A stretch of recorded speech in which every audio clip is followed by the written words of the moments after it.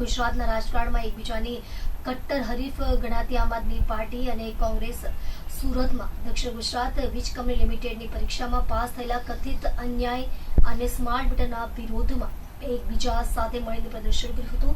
5 મહિના પહેલા વિદ્યુત સહાયક માટેની પરીક્ષાના પરિણામ જાહેર થયા બાદ પણ 1800થી વધુ પરીક્ષાર્થીઓને નિમણૂકો પત્ર આપવામાં આવ્યા નથી। આ મુદ્દે આદિવાસી નેતા અને આપના ધારાસભ્ય ચૈતર વસાવા અને કોંગ્રેસના ધારાસભ્ય આનંદ પટેલે કાપોદ્રા ખાતે આવેલી ડીજીવીસીએલની મુખ્ય કચેરી ખાતે વિરોધ કરવા પહોંચી ગયા હતા। આ સમયે મોટી સંખ્યામાં પોલીસ કર્મીઓ પણ તહેનાત કરવામાં આવી હતી। વિરોધ પ્રદર્શન દરમિયાન બંને નેતાએ આક્ષેપ કર્યો છે કે આ ભરતી પ્રક્રિયા માટે દિલ્હીની એક કોન્ટ્રાક્ટ કંપનીને કોન્ટ્રાક્ટ આપવામાં આવ્યો છે અને અન્ય લોકોની ભરતી પ્રક્રિયા ચાલી રહી છે।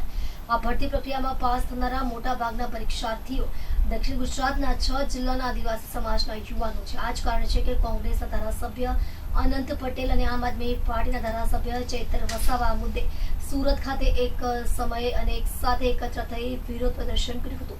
આદિવાસી નેતાઓએ માત્ર ભરતી પ્રક્રિયા જ નહીં પરંતુ સ્માર્ટ મીટર પ્રોજેક્ટને લઈને પણ વિરોધ નોંધાવ્યો છે।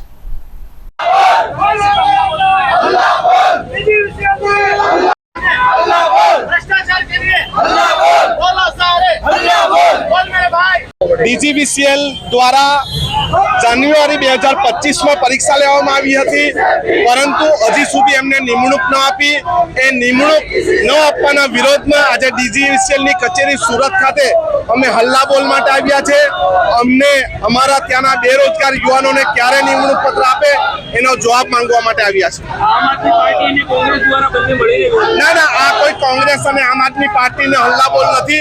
आ युवानोनी साथे बेरोजगार युवानोने न्याय आपवा माटेनो हल्लाबोल छे। आमां कोई पण राजकारण नथी। अमारे अमारा विस्ताરના યુવાનોને જે અન્યાય થાય છે એના માટે ન્યાય અપાવવા માટે અમે આવ્યા છીએ। ક્યાં સુધી ચાલુ રાખશો લડત? જ્યાં સુધી નિમણૂક પત્ર ન મળે ત્યાં સુધી અમારી લડત ચાલુ રહેશે। જ્યાં સુધી આ લોકોની ભરતી નહીં કરવામાં આવશે ત્યાં સુધી અમારી લડત ચાલુ રહેશે।